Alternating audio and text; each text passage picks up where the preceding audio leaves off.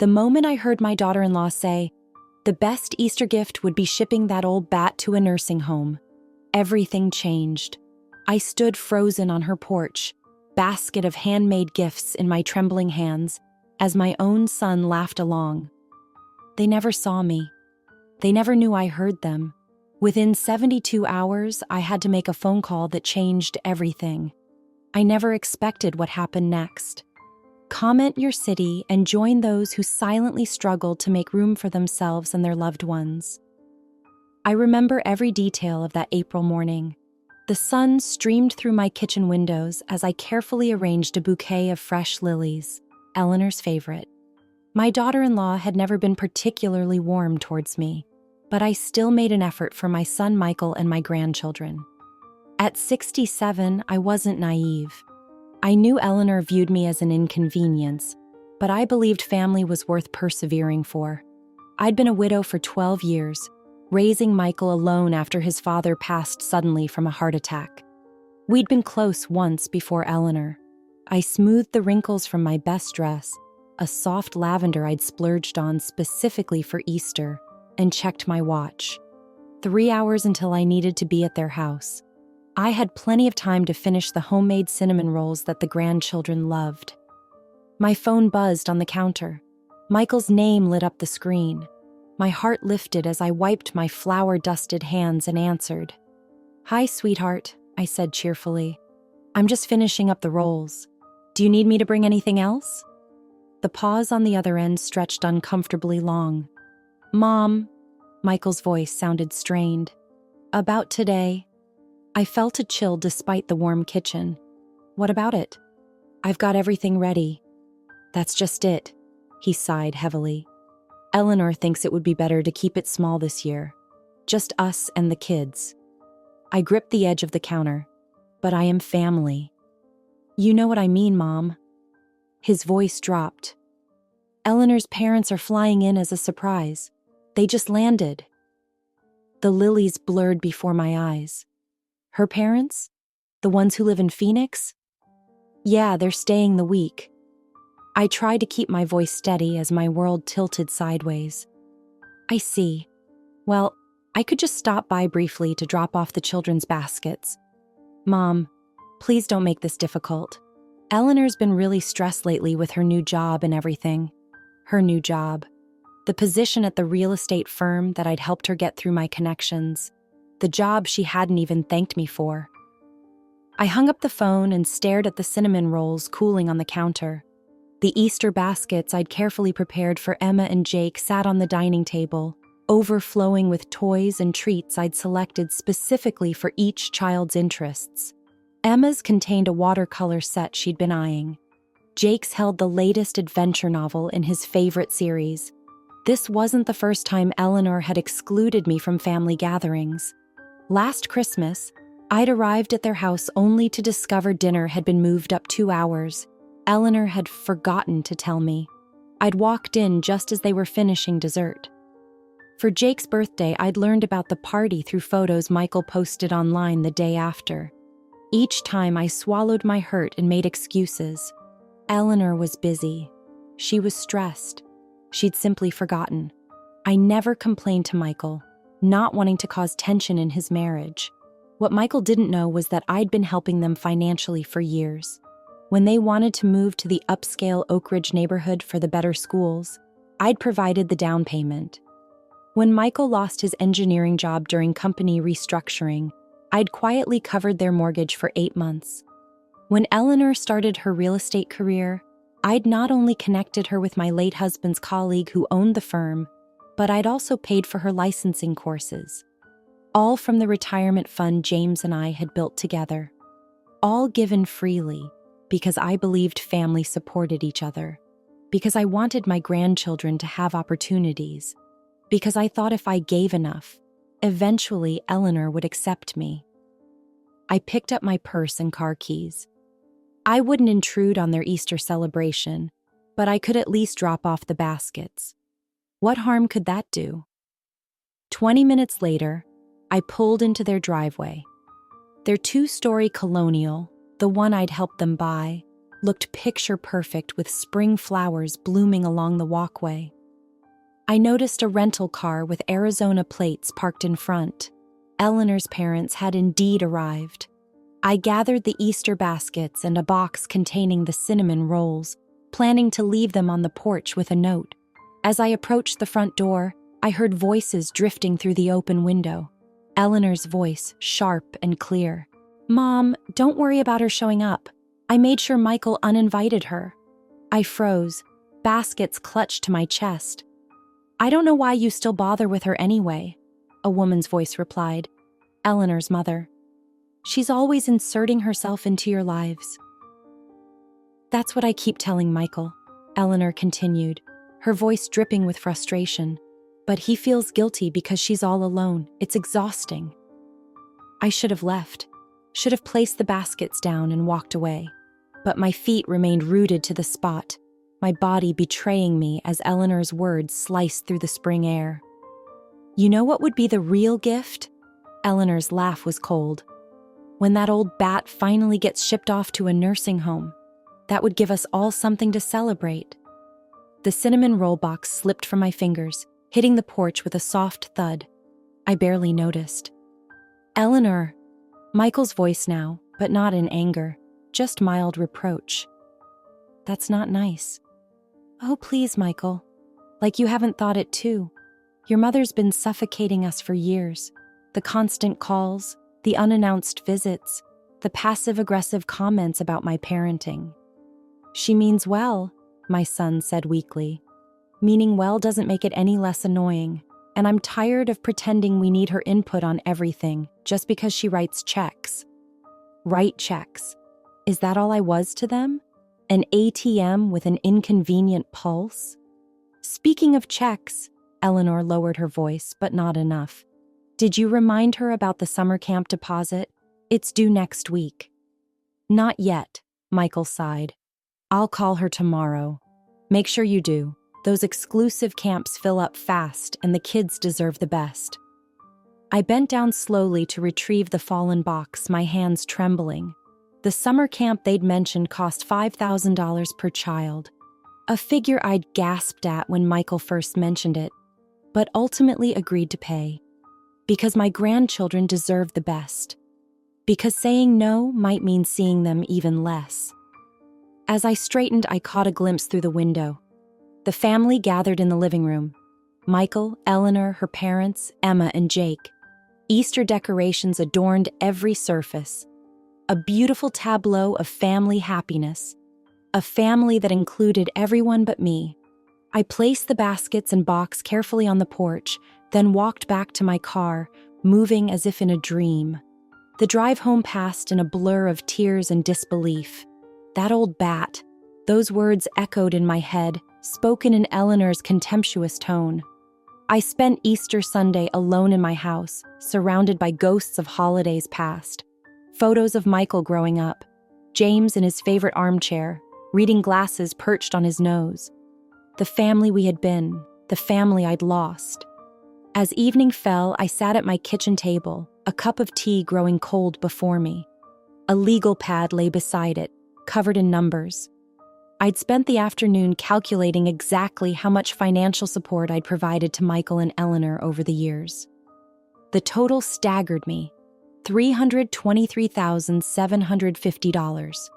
The down payment on their house, 8 months of mortgage payments, Eleanor's real estate courses and licensing fees, summer camps and private tutoring for the children. The list went on and on.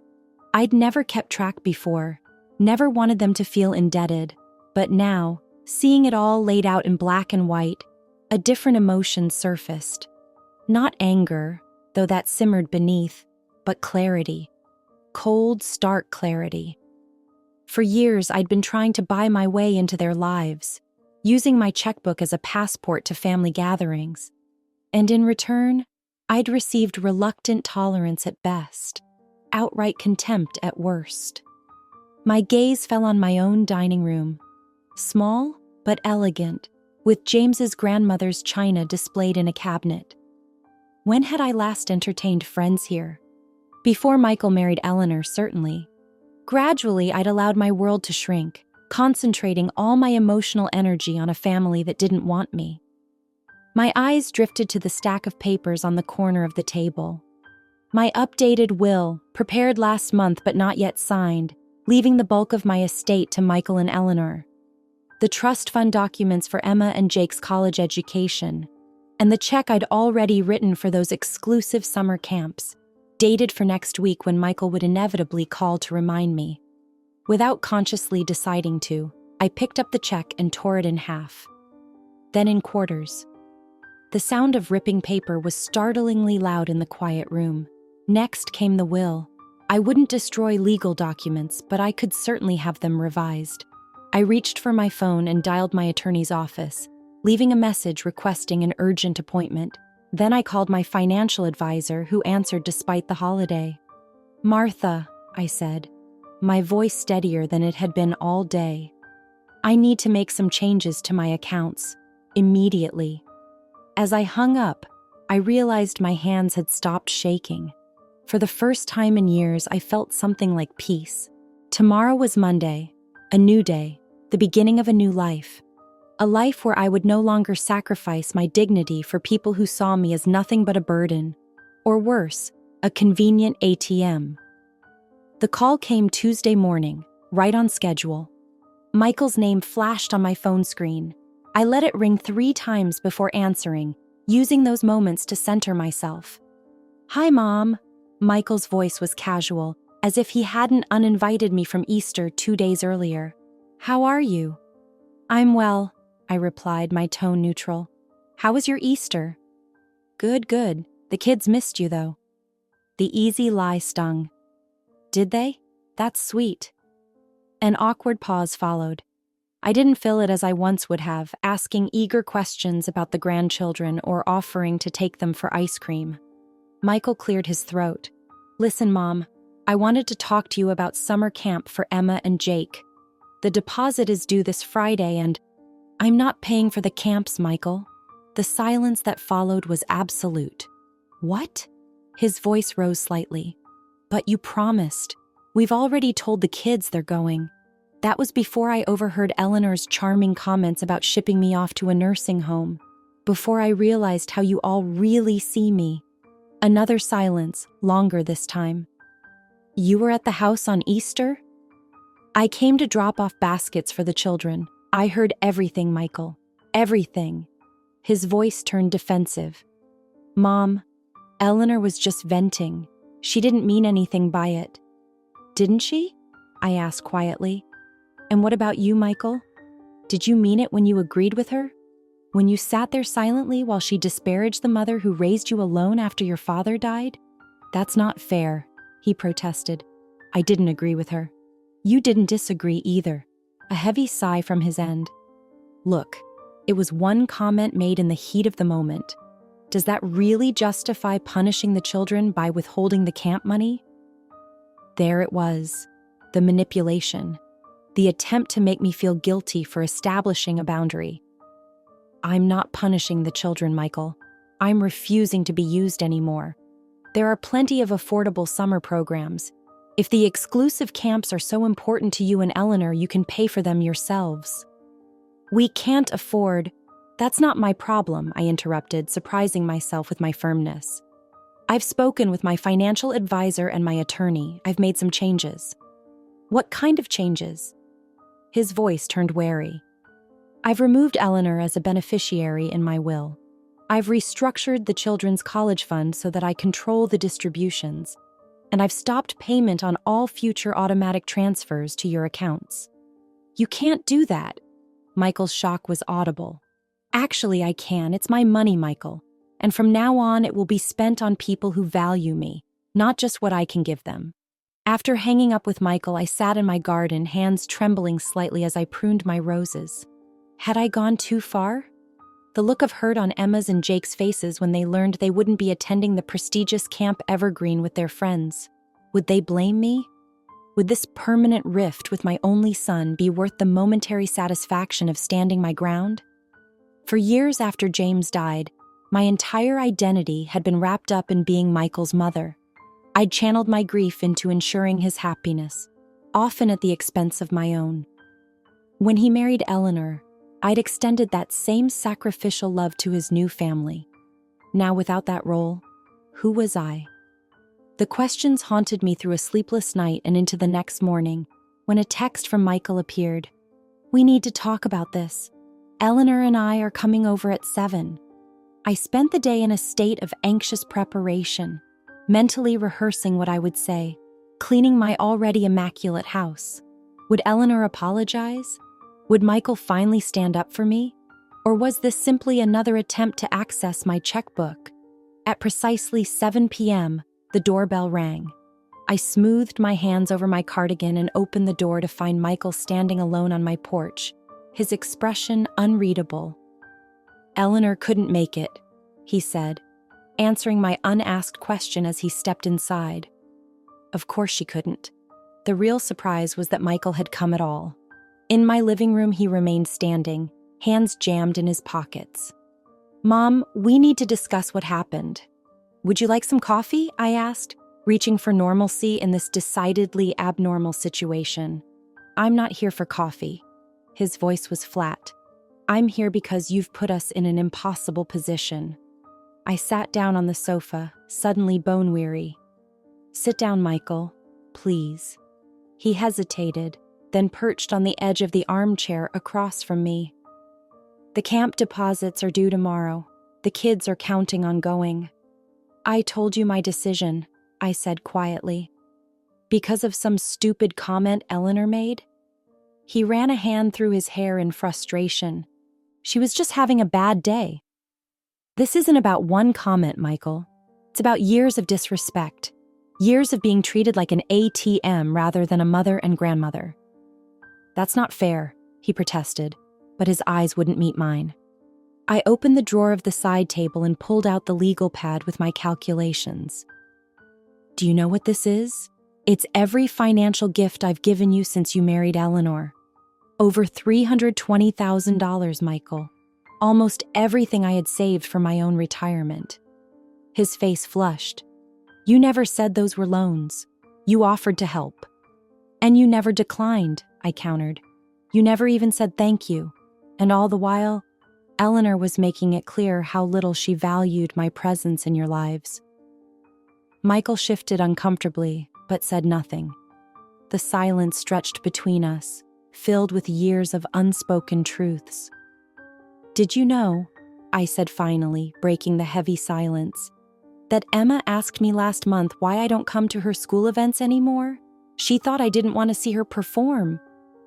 Michael looked up sharply. "What are you talking about?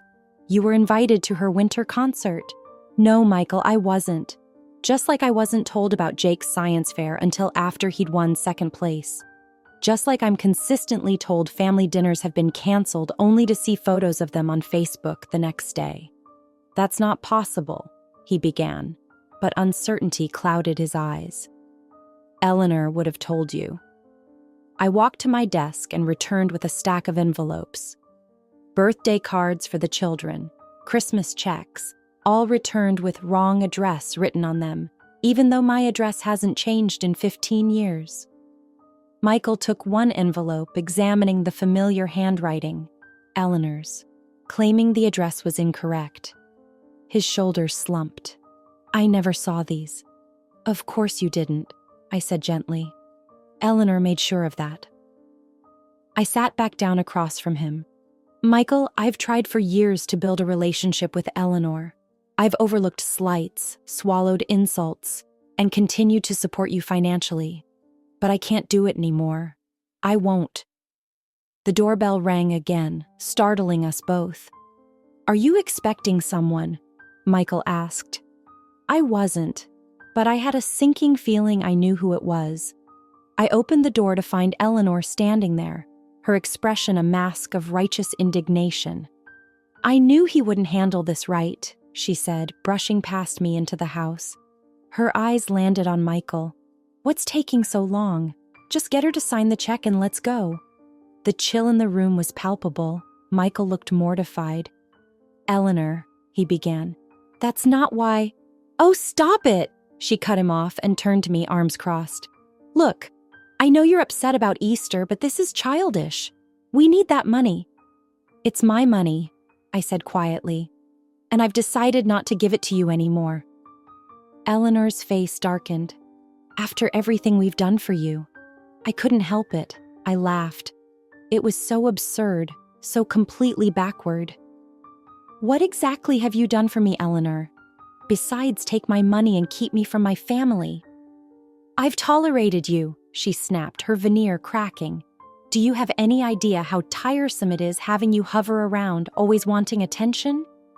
1 week after the confrontation with Eleanor and Michael, I found myself in the community center downtown, staring at a blank canvas. The art instructor, a gentle woman named Sophia with silver-streaked hair, moved around the room offering guidance to the dozen or so participants in the beginner's painting class. Don't overthink it, she said, pausing behind me. Just make a mark, any mark. The canvas won't bite. I laughed nervously, paintbrush hovering uncertainly. When was the last time I'd created something purely for my own enjoyment? Before James died, certainly. Maybe even before Michael was born. With a deep breath, I touched brush to canvas, creating a bold stroke of cerulean blue. Something tight in my chest loosened slightly. The week had passed in eerie silence. No calls from Michael. No text messages asking when I might babysit the grandchildren. The absence ached, but beneath the pain lay something unexpected. Relief. Relief from the constant anxiety of trying to please Eleanor. Relief from the perpetual disappointment when my efforts fell short. Instead of dwelling on what I'd lost, I'd forced myself to focus on what I might gain. The painting class was my first step. Tomorrow I had an appointment with a travel agent to discuss the trip to Italy I'd been postponing for years. Beautiful, Sophia commented, observing as my tentative strokes gradually formed an abstract landscape. You have an intuitive sense of composition. Thank you, I replied, surprised by the warmth that spread through me at her simple praise. After class, Sophia invited the students to coffee at the cafe next door. To my own surprise, I accepted. First time painting? Asked a woman who introduced herself as Patricia, sliding into the chair beside me. Since college, I admitted. Life got in the way. Patricia nodded knowingly. Children have a way of doing that. Mine are grown now, both living across the country. I hardly see them except on FaceTime. Do you miss them terribly? I couldn't help asking. Of course, she said, but there's a freedom in this season too. Time to rediscover who I am apart from being someone's mother or grandmother. Her words resonated deeply. Who was I apart from those roles? It had been so long since I'd asked myself that question.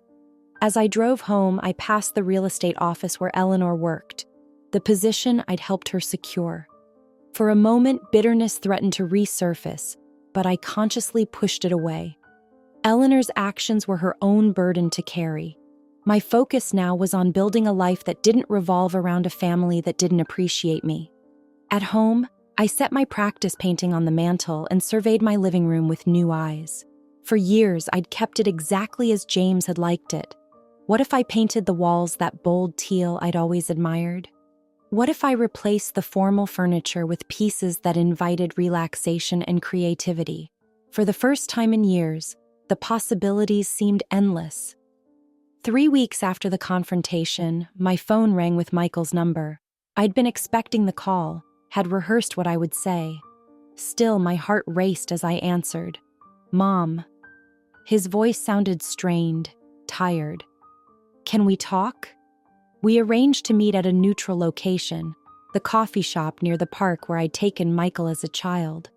When I arrived, he was already there, hunched over a table in the corner, looking older than his 38 years. You look well, he said as I sat down, surprise evident in his tone. I'd spent more time on my appearance that morning, wearing a new blouse and a vibrant teal that matched my freshly painted living room. My hair, usually pulled back in a practical bun, hung in a stylish bob, the result of my first salon visit in years. Thank you, I replied, studying him in return. Dark circles shadowed his eyes. His shirt was wrinkled, as if slept in. You look tired. He gave a hollow laugh. That's one way to put it. He took a deep breath. Mom, we're in trouble. The bank called yesterday about the mortgage. We've missed 2 payments. So that was why he'd finally reached out. Not to apologize, not to make amends, but because they needed money. I'm sorry to hear that, I said carefully. Eleanor's commission checks have been smaller than expected, he continued. The market's down, and with the kids' private school tuition. He trailed off, waiting for me to offer help as I always had. The old me would have already been reaching for my checkbook, eager to smooth away his problems, to buy his affection. What are you going to do? I asked instead. Confusion flickered across his face. Well, I was hoping. That is, we were wondering if you could help us out, just until Eleanor's next big sale. I took a sip of my coffee, giving myself time to formulate my response. Michael, do you remember what Eleanor said about me on Easter? What you allowed her to say? He had the grace to look ashamed. She didn't mean it. She was stressed. Whether she meant it or not, it revealed how she truly sees me, how you both see me, as a convenient source of money, not as someone worthy of respect. That's not true, he protested, but his eyes wouldn't meet mine. Isn't it? You're here asking for money, not because you miss me or because you're sorry, but because you need something from me. He flushed but didn't deny it. I'm not giving you any more money, Michael. Mom, please. We could lose the house. Then you might have to downsize, I said gently. Find a place you can actually afford. Many families do. 2 months passed without word from Michael or Eleanor. Summer arrived in a wave of heat and lush greenery.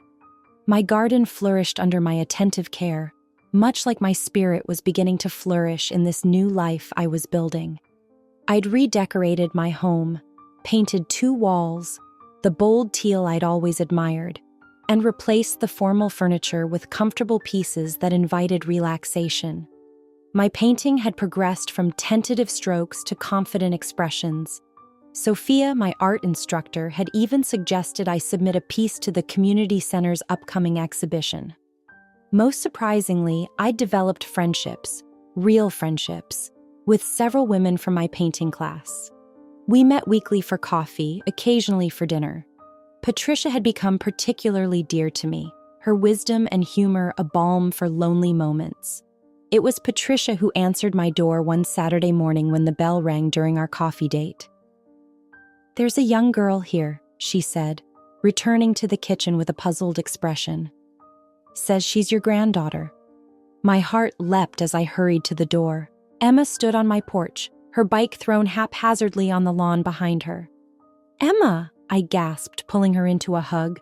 What are you doing here? Does your father know where you are? She shook her head, her eyes brimming with tears. Dad and Mom are fighting all the time about the house and about you. Dad says we might have to move. My heart sank. So it had begun. The consequences of my decision reaching beyond Michael and Eleanor to affect the children. I miss you, Grandma, Emma said, burying her face against my shoulder. Mom said you didn't want to see us anymore, but I knew that wasn't true. I led her into the kitchen and set about making her favorite hot chocolate, even though it was warm outside. Some situations required comfort food. Your mother wasn't telling the truth, I said gently, setting the mug in front of her. I've missed you terribly. Emma nodded, sipping her cocoa.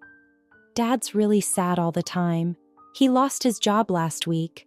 Mom keeps crying about the house. Another job loss. Michael's third in 5 years. The tech industry could be brutal, but I wondered if there was more to the pattern. Are you and Dad fighting? Emma asked, her eyes wide with worry. Is that why you're not helping with our house anymore? I took a deep breath, considering how to explain adult complexities to a child. Your dad and I have a disagreement about respect, I said carefully, about how family members should treat each other. Is it because Mom's mean to you? Emma asked bluntly. I heard her tell Aunt Sarah that you were a controlling witch who needed to mind your own business. out of the mouths of babes. "It's complicated, sweetheart," I said finally, "but I want you to know that none of this is your fault and I love you very much." When I called Michael to let him know Emma was with me, his relief was palpable. "I'll come get her right away," he said, his voice tight. "Let her stay for dinner," I suggested. "I'll bring her home after."